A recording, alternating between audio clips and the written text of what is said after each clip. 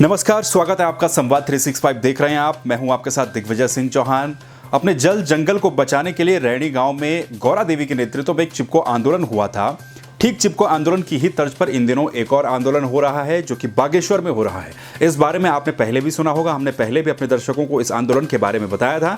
दरअसल बागेश्वर के कांडा तहसील में जाखनी एक गांव है। इस जाखनी गांव में सड़क निर्माण का कार्य चल रहा था और सड़क बनाने के लिए, क्योंकि सड़क को विकास का पैमाना कहा जाता है, इस तरह के काम भी आवश्यक होते हैं, लेकिन सड़क को बनाने के लिए वहां पर काफी सारे पेड़ों को काटा जाना था। इन पेड़ों को बचाने के लिए वहां के लोगों ने एक मुहिम छेड़ी। खासतौर पर महिलाएं सबसे पहले सामने आई।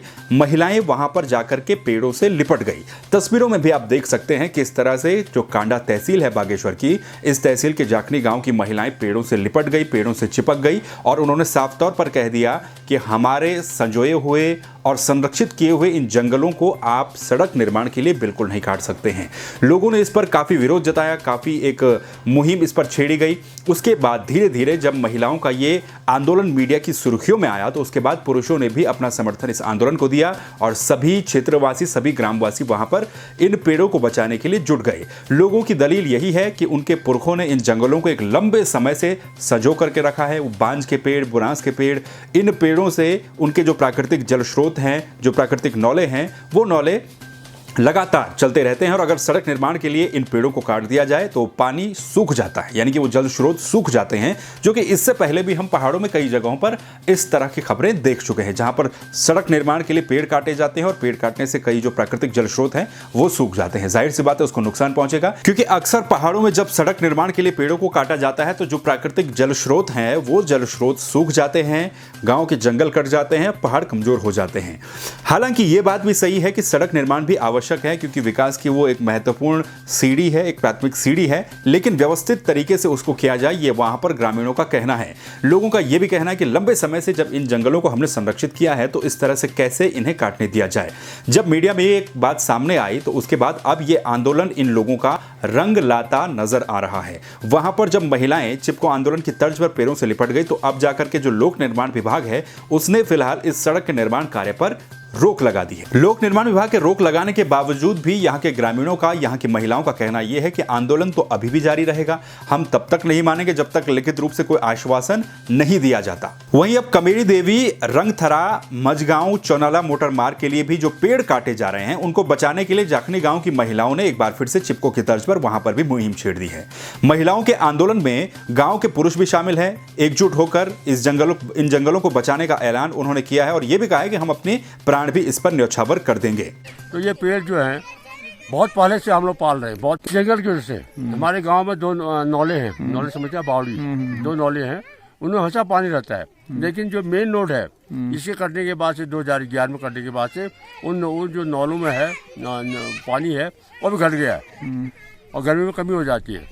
और अगर ये रोड बन जाती है तो अब हमारे पास, अच्छा उसमें क्या हुआ, दो तीन पानी के स्रोत वो भी धंस गए।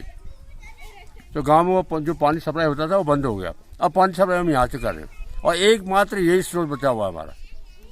यह स्रोत अगर यहाँ पर रोड कटेगी तो धंस जाएगी और ये धंस जाएगी तो हमारे जो 200 मवासे हैं, 200 घर हैं, ये पानी के बिना मतलब पानी विहीन हो जाएंगे।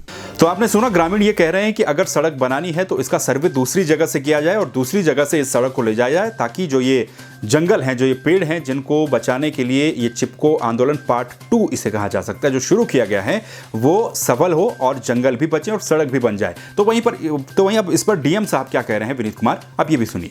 देखिए, इसमें जो भी हमारे फॉरेस्ट केसेस बनते हैं तो उसमें प्रॉपर जॉइंट सर्वे होता है। उसी के बाद में जब उसकी फ़ाइल अपलोड करके उसमें स्वीकृति प्राप्त होती है। इसमें पहले जो पूर्व में जैसा मुझे बताया गया है कि इसमें कोर्ट केसेस वगैरह भी हुए हैं, लेकिन वहाँ से भी उसका निस्तारण सबका हो चुका है। उसी के बाद में ही रोड का कार्य प्रारंभ किया गया है। इससे पहले सेरी वन पंचायत में भी इश्यूज़ थे, लेकिन वहाँ पे वो सारे इश्यूज़ रिजॉल्व कर दिए गए हैं, वहाँ पे ऑलरेडी कार्य हो चुका है। लेकिन अब जैसा जाखनी वन पंचायत में भी बताया जा रहा है कि किस तरीके के इश्यूज़ हैं, तो उनसे भी वार्ता करके इसका भी निस्तारण करवाया जाएगा और इंश्योर करवाया जाएगा कि जो रोड है, जो एक विकास का कार्य है, वो जल्द से जल्द वहाँ पे हो सके। तो बागेश्वर के कांडा तहसील के जाखनी तोक में जाखनी गांव में महिलाओं का ये चिपको आंदोलन अब रंग लाता नजर आ रहा है। फिलहाल लोक निर्माण विभाग ने इस काम पर रोक लगा दी है, लेकिन ग्रामीणों का कहना है कि लिखित आश्वासन के बाद ही वो मानेंगे, क्योंकि ये जल, ये जंगल, ये जमीन जो जिसके लिए वो काम कर रहे हैं, जिसकी सुरक्षा की वो मांग कर रहे हैं, उसी से ही उनका पशुपालन होता है, उनकी आजीविका चलती है, उनकी खेती बाड़ी होती है, उनके जल स्रोत उसी से ही हैं। अगर जंगल कट जाएंगे तो उनके सामने एक बहुत बड़ा संकट पैदा हो सकता है। देखना यह है कि इस मामले पर आगे क्या कार्रवाई होती है, क्या दूसरी जगह से सर्वे करवाकर रोड को दूसरी जगह से ले जाया जाएगा या नहीं। तो ये खबर हमें भेजी है बागेश्वर से हमारे संवाददाता हिमांशु गढ़िया ने। इस खबर को शेयर कीजिए, दूसरों को भी दिखाइए कि इस तरह से चिपको आंदोलन का एक और रूप बागेश्वर में देखने को मिला।